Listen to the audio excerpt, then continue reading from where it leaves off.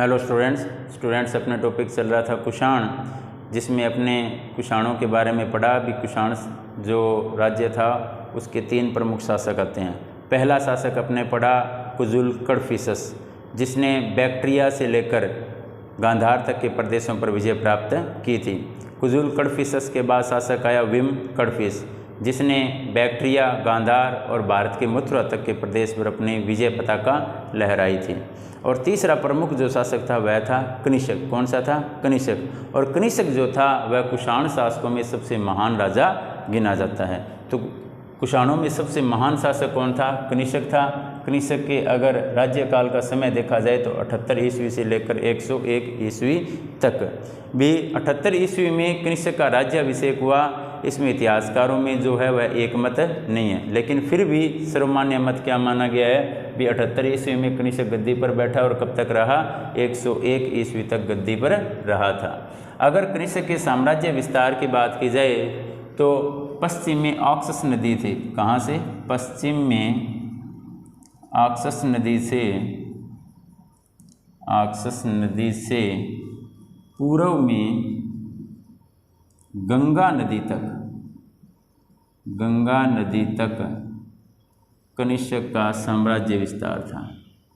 कनिष्क का साम्राज्य विस्तार था। तो इसी बात से उसकी महानता का पता चल जाता है भी उसका जो राज्य था वह कितने बड़े क्षेत्र में फैला हुआ था। अब अपने बात करते हैं कनिष्क की सैनिक उपलब्धियों की। जो हमारा मुख्य टॉपिक होगा इसके अंतर्गत वो हमारा क्या होगा? कनिष्क की सैनिक उपलब्धियाँ। कनिष्क की सैनिक उपलब्धियाँ, या आपने कह सकते हैं कनिष्क की विजय। कौन कौन से क्षेत्रों पर कनिष्क ने विजय प्राप्त की थी? कनिष्क कुषाण वंश का सबसे प्रतापी शासक था। कनिष्क के समय में कुषाण सत्ता अपने शिखर पर पहुंच गई थी। कनिष्क एक महान विजेता, कुशल प्रशासक एवं कला प्रेमी शासक था।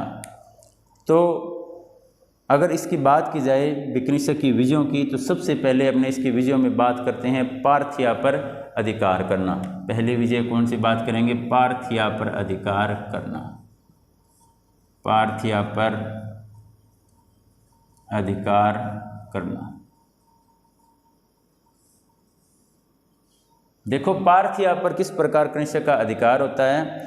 तो कनिष्क व पार्थिया के शासक के मध्य हुए युद्ध की जानकारी चीनी स्रोतों से मिलती है। यानी कि कनिष्क और पार्थिया का जो राजा था उसके मध्य युद्ध हुआ। इसकी जो जानकारी है हमें, वह जानकारी कहाँ से मिलती है?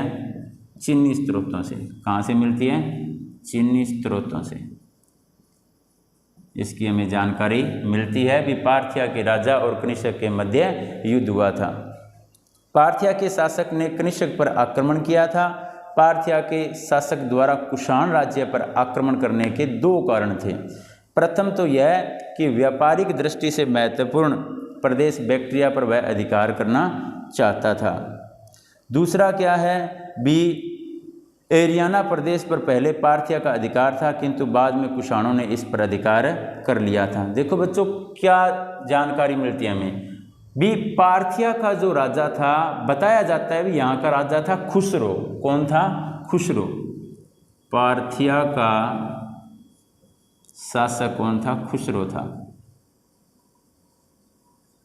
इस खुसरो ने किस पर आक्रमण किया? तो खुसरो ने आक्रमण किया कनिष्क पर। इसके पीछे 2 रीजन थे। 2 रीजन में पहला रीजन कौन सा है? पहला कारण है जो बैक्ट्रिया का प्रदेश था। कौन सा? बैक्ट्रिया का प्रदेश व्यापारिक दृष्टि से महत्वपूर्ण था। व्यापारिक दृष्टि से महत्वपूर्ण था। इसलिए जो पार्थिया का शासक था खुसरो, वह किस पर अधिकार करना चाहता था? बैक्ट्रिया पर अधिकार करना चाहता था। और इसी उद्देश्य की पूर्ति के लिए उसने कनिष्क पर आक्रमण किया था। दूसरा कारण देखो क्या था? जो एरियाना का प्रदेश था। कौन सा? एरियाना का प्रदेश। एक प्रदेश था एरियाना। इस एरियाना के प्रदेश पर अधिकार किसने कर लिया, या किसका अधिकार था? तो कुषाणों का अधिकार था। लेकिन पूर्व में यह किसके पास था?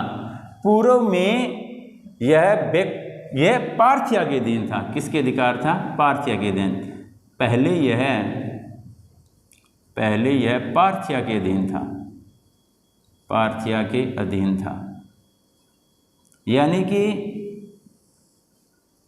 पहले जो एरियाना का क्षेत्र था वह किसके अंतर्गत आता था? पार्थिया के अंतर्गत आता था। लेकिन कुषाणों ने क्या किया? एरियाना के क्षेत्र पर अधिकार कर लिया। इसीलिए जो खुसरो था पार्थिया का शासक, वह क्या करना चाहता था? एरियाना पर अधिकार करना चाहता था। तो खुसरो और कनिष्क के मध्य युद्ध के दो कारण बन गए।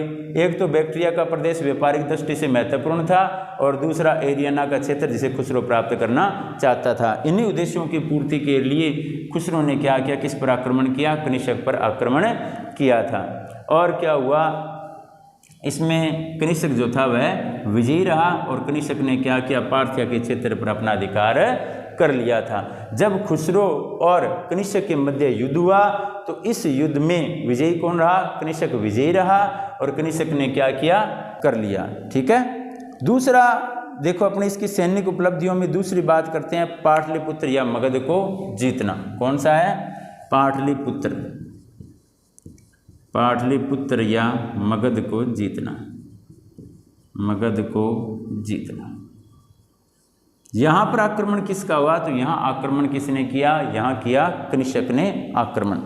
चिन्नी और तिब्बती लेखकों के वर्णन से पता चलता है कि कनिष्क ने साकेत यानी कि अयोध्या और पाटलिपुत्र पर आक्रमण किया था। तो इसकी जानकारी हमें कहाँ से मिलती है? इस यानी कि कनिष्क द्वारा पाटलिपुत्र व मगध को जीतने संबंधी टॉपिक की हमें जानकारी कहाँ से मिलती है? तो इसकी जानकारी हमें मिलती है तिब्बती व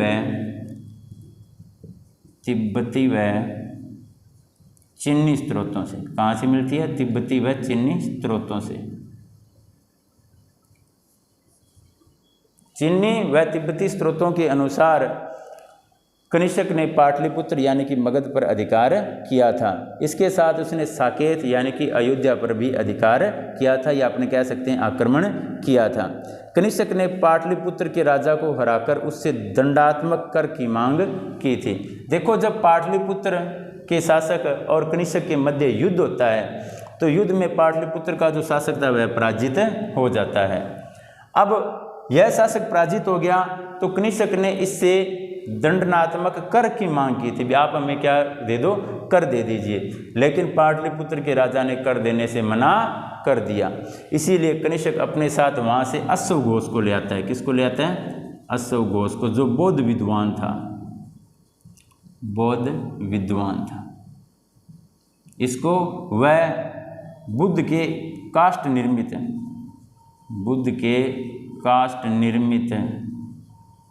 भिक्षा पात्र को अपने साथ ले आता है। ये दोनों भी पाटलिपुत्र के लिए या पाटलिपुत्र के राजा के लिए बहुत बड़ी क्षति थी। भी एक तो बौद्ध विद्वान अश्व घोष को कनिष्क अपने साथ कहाँ ले आया? बैक्ट्रिया ले आया। और दूसरा क्या था? भी बुद्ध का जो काष्ठ निर्मित भिक्षा पात्र था वह भी कनिष्क अपने साथ कहाँ ले आया? बैक्ट्रिया ले आया। तो बच्चों, आज अपने कनिष्क की विजयों में दो टॉपिक कर चुके हैं। एक तो है पार्थिया पर अधिकार करना और दूसरा है पाटलिपुत्र पर अधिकार करना या पाटलिपुत्र को जीतना। पार्थिया का जो शासक था वह कौन था? खुसरो था। खुसरो ने कनिष्क पर आक्रमण किया तो इसके दो रीजन थे। पहला, बैक्ट्रिया का प्रदेश व्यापारिक दृष्टि से महत्वपूर्ण था, इसलिए खुसरो इसे प्राप्त करना चाहता था।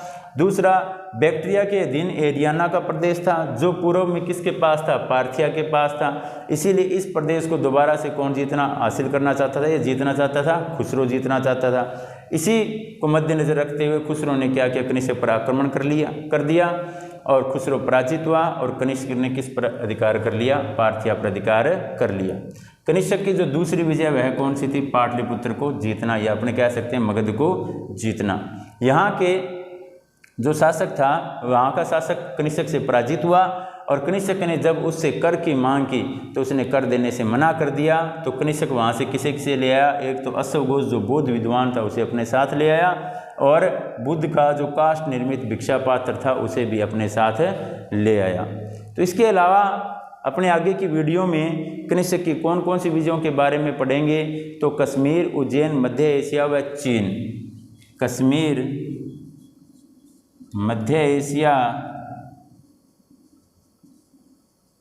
चीन आदि जो विजय है, जो कनिष्क की विजय है, उसे अपने आगे की वीडियो में करेंगे। इसके अलावा एक हो रहा है उज्जैन विजय। कौन सी है? उज्जैन विजय। इनके बारे में अपने आगे की वीडियो में करेंगे। आप इस टॉपिक को अपनी कॉपी में नोट करें और इसे लर्न करें। थैंक यू बच्चों।